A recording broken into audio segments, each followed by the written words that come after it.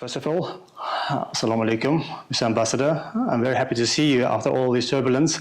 Finally, we have this meeting to speak about our problems, news, opportunities.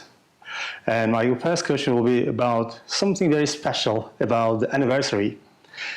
OSCE marks 38 years of its presence in Uzbekistan. Which environmental initiative would you highlight as your most transformative contribution to the country's green transition? First of all, assalamu alaikum, and thank you for inviting me to this this interview. Yes, indeed, this is OSCE's 30 years anniversary of the presence in Uzbekistan. Our current mandate dates back to 2006, and before that there were a little bit different mandate. I think I would be too cautious if I'm saying something which is absolutely during those 30 years most transformative. But let me mention, for example, last year we supported a climate-related data mapping exercise, and that was done together with the Ministry of Ecology. And as a follow-up, we are providing expert support in developing a comprehensive terms of references for the new climate data hub, which will provide a centralized platform for climate data. When you ask about climate, so I think this is one example, not only one, but one example. Then we have provided in various forms the expertise exchange from other OSCE participating states to Uzbekistan. As I underline, never copy and paste, but it's a peer-to-peer support. We have, for example, supported Central Asian University, and we have sent experts from Uzbekistan to study visits to learn the lessons learned from for example from Finland, which is this year holding a chairpersonship. They were learning in Finland green economy, climate change issues, and so on and so forth. Could you discuss a particularly challenging environmental project which your organization has held and you supported in Uzbekistan, one where outcomes fell short of what you expected? Thank you. I would like to mention a couple of, first of all, just 1 month ago I participated myself to monitoring visit to Aral Sea region. We have been already for several years. We have been supporting local national organization who is doing the regular monitoring of the development of biodiversity, changing biodiversity of Aral Sea, and we will continue this support. And I for example, there I would say that one challenge is, which I mentioned also during the visit, that yes, we are doing together this analysis and have a lot of data of the development of biodiversity, but then how to make this data really available for the decision makers and so on. This was just one example of the let's say challenges. Then always in this kind of let's say international cooperation we are doing, we should really look for the systemic level transformation and change. Of course it's important to have provide trainings, workshops, any kind of knowledge transfer, but how to then really ensure the systemic level or policy level change. I think this is always kind of a challenge. And when we train people, we always see and in the framework of other international organizations, there are a lot of people trained, but then how the impact of training is then transferred to action. It's one challenge is that changes are so dynamic that maybe trained people, they leave their position and they get another position, and then we should train again new. So that's why, for example, when talking about training, I think it's utmost important that we are strengthening training institutions of country instead of, let's say, directly training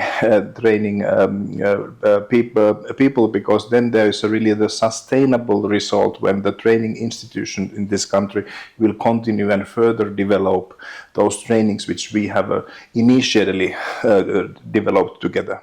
Your organization often stresses multi-stakeholder cooperation.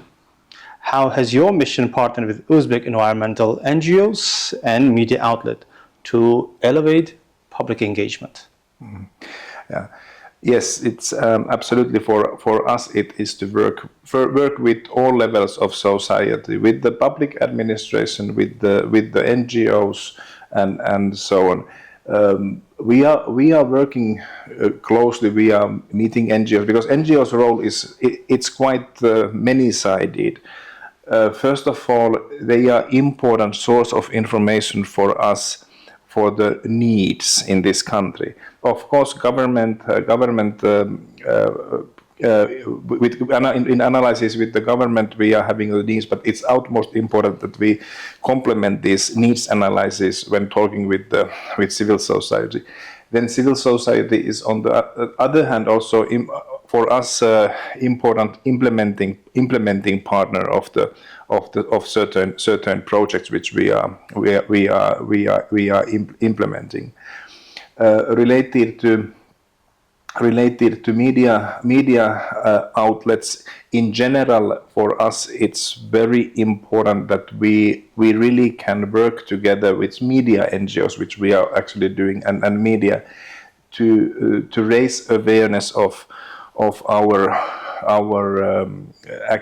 activities and so on. And one more thing about the NGOs.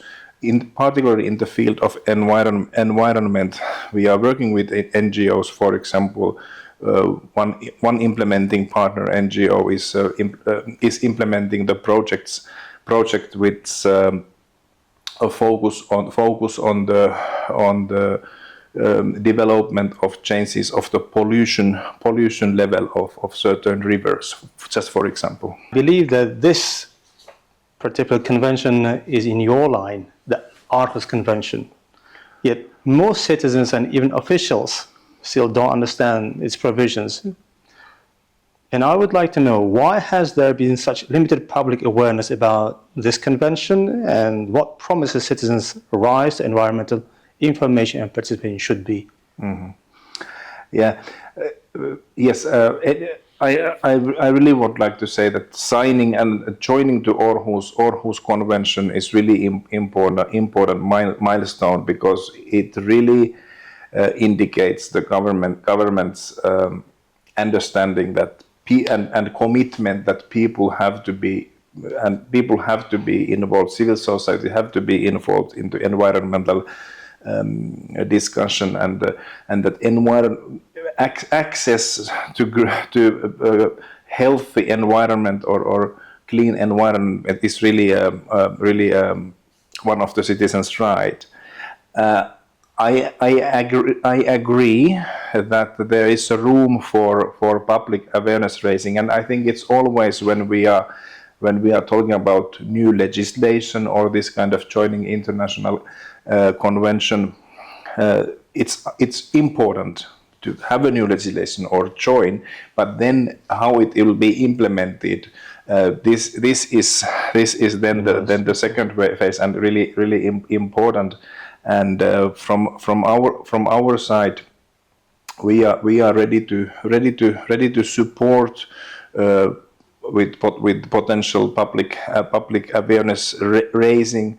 And I understand that now there is a willingness to establish and need to establish Aarhus resource centers in the country. And here I would say that I particularly would encourage to work with ecological, environmental NGOs, not so that compete, but work together with environmental NGOs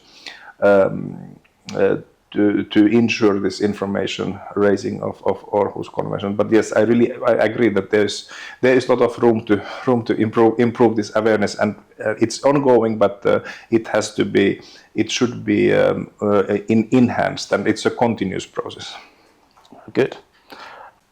Yeah, and actually right now in Vienna there is a big international conference related to particularly the implementation of the Aarhus Convention and how to do it on the national level.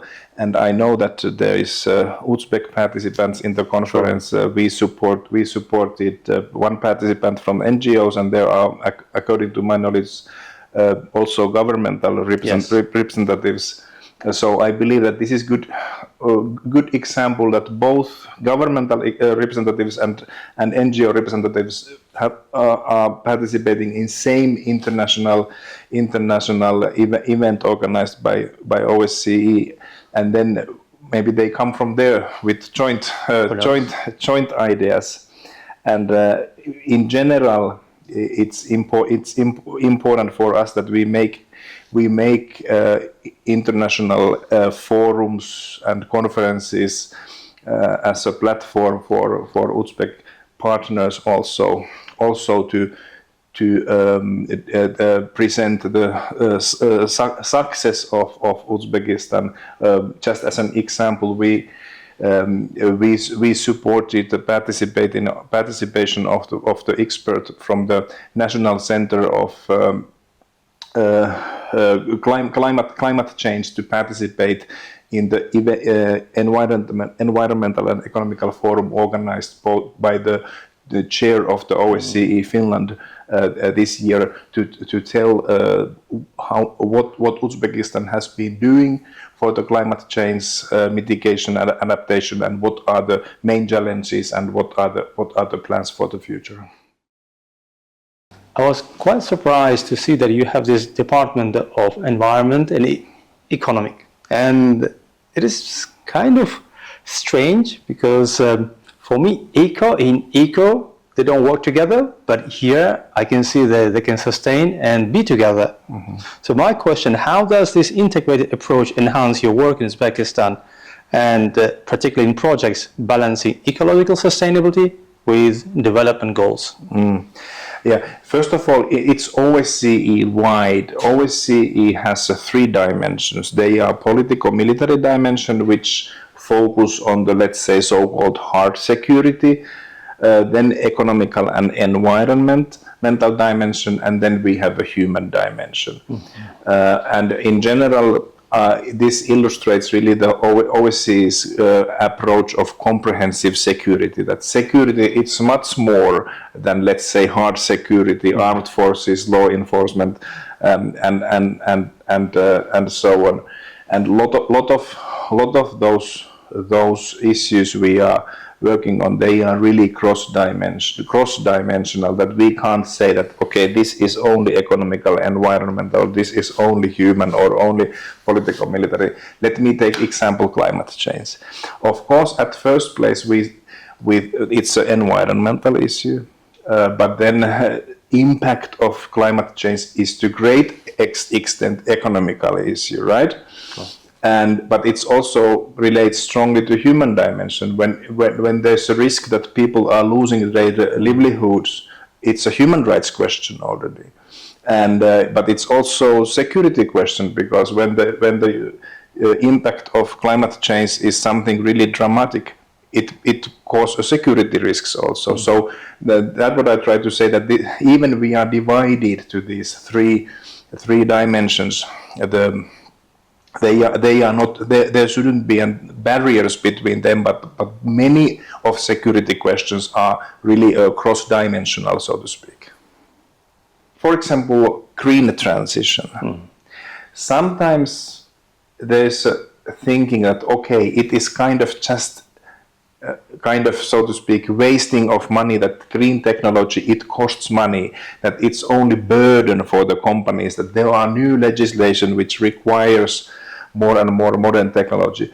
But very often, or always, investment to green technology, green technology, it pays back also in financial terms, because very often this new technology also increase productivity.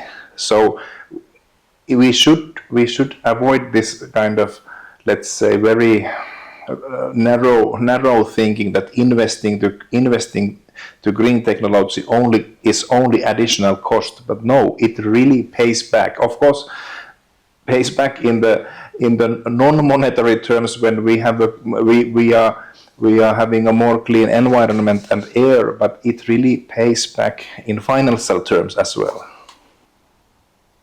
Thank you.